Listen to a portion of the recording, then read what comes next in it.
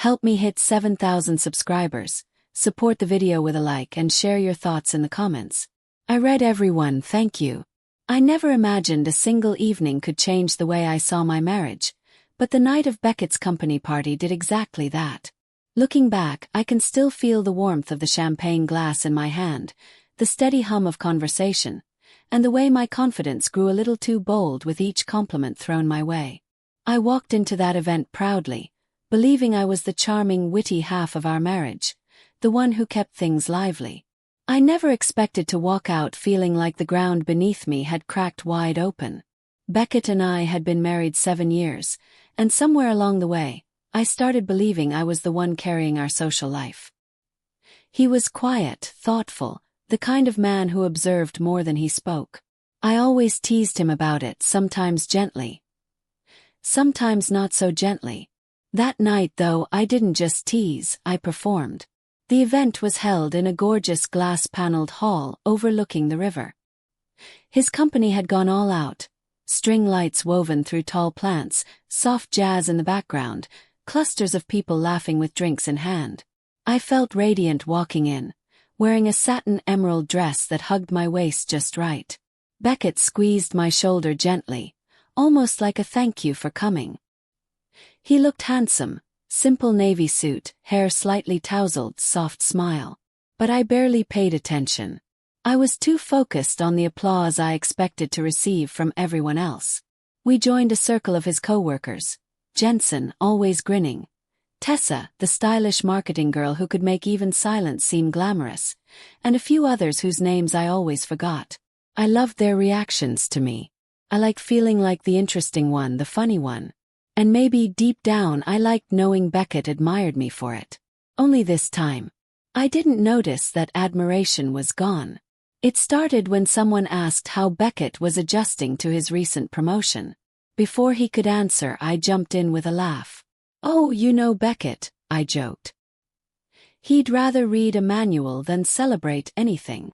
Few people chuckled politely. I mistook that as encouragement. Then I kept going. I made a joke about how he practiced presentations in the bathroom. Another about how he rehearsed conversations before making phone calls. Then a mocking impression of how awkward he looked trying to network. People laughed, not hard, not warmly, but enough to keep my ego fed. I didn't see Beckett's subtle flinch. I didn't see Tessa glance at him with uncomfortable sympathy. I was too busy enjoying the attention, letting the jokes roll out like I'd been building a repertoire for months. The moment that tipped everything was when someone complimented his leadership skills. I snorted, actually snorted, and said, "Leadership? Oh, Beckett only leads if I write out the instructions for him."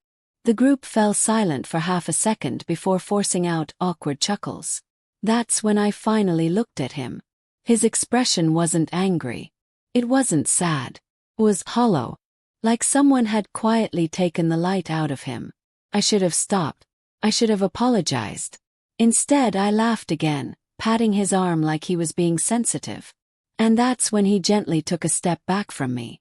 Someone called our attention to the stage. The CEO was about to speak, and the crowd turned. I leaned close to Beckett, trying to soften the mood, whispering, "Come on, don't be upset. I was just joking." He didn't even look at me. The CEO began talking, thanking teams, highlighting achievements, calling names one by one.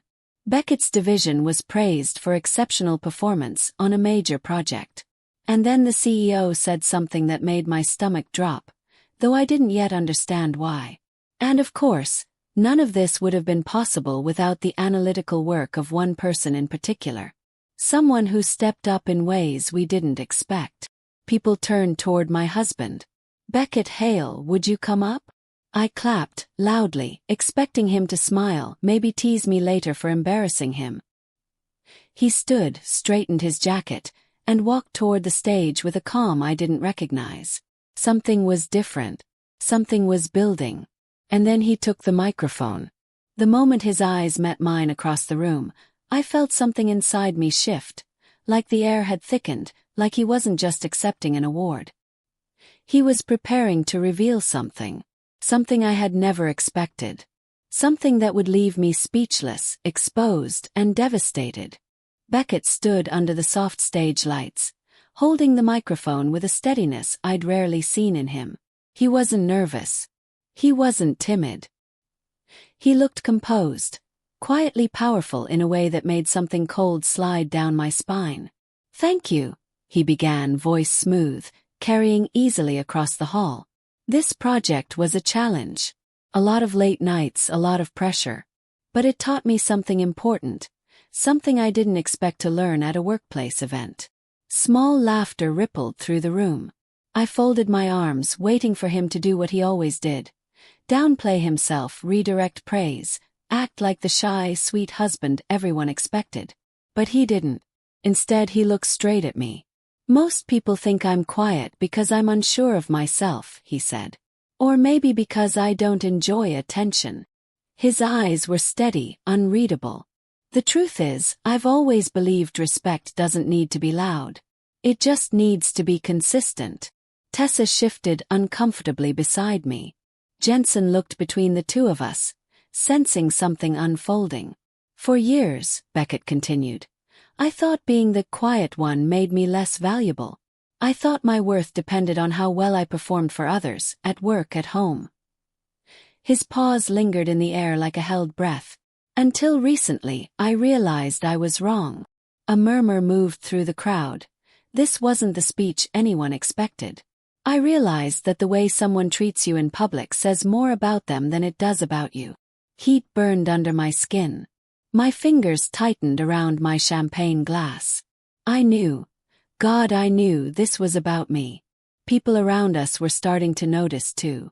Beckett didn't raise his voice. He didn't need to. "I used to think love was about patience, compromise, giving grace. And it is. But love is also about dignity. And dignity shouldn't be something your partner has to beg for." A soft gasp sounded from someone behind me. My face flushed hot, a violent mix of embarrassment and disbelief. He wouldn't. He couldn't. But he was. He wasn't screaming. He wasn't insulting me. Worse. He was calmly revealing a truth I had ignored for far too long. "For a long time," he said, "I've let jokes at my expense slide, thinking they were harmless. Thinking that as long as I loved her, it didn't matter." The her landed like a stone in my chest. But tonight I realized something else. When the person who promised to protect your heart becomes the one who bruises it in front of others, that's not love. My breath faltered. My eyes stung. Tessa whispered, "Marley, are you okay?" But her voice sounded far away. Beckett smiled softly. Not unkindly but final. "I'm grateful for this award," he said, shifting back to the crowd. "But I'm even more grateful for clarity. Clarity about what I deserve. Not just as an employee, but as a man." The room was silent. Absolutely silent. He handed the microphone back to the CEO, shook hands, accepted his plaque, and walked off the stage as if he hadn't just cut the ground out from beneath my life. People clapped, but it felt forced. Their eyes darted between him and me, whispers swelling like rising smoke. When he returned to our table, he didn't look at me. He didn't touch my back. He simply took his jacket from the chair. "Beckett," I whispered, my voice cracking. "Please, can we talk?" He didn't hesitate. "We will. But not here." Those 5 words shattered me more than any public outburst ever could have. He walked out of the hall without looking back. I set my glass down, hands trembling, and followed him out into the cool evening air. He stood near the railing overlooking the river, the city lights shimmering on the water. The breeze ruffled his hair, and for a moment he looked like a stranger I didn't deserve to know. "Beckett, I'm sorry," I blurted. "I was just joking. I didn't mean." "You never mean it," he said quietly. "But you keep doing it." The simplicity of his words hit me harder than any anger could. "I didn't realize. I didn't think it hurt you that much. That's the problem, Marley." His eyes met mine, tired but resolute. "You never think it hurts. You assume I'm fine because I don't react. You assume silence means comfort. It doesn't. I thought you liked when I took the lead socially," I whispered. I did, he admitted. Until you turned it into a spotlight for yourself and a shadow for me. My chest tightened painfully. I can change. I swear I can.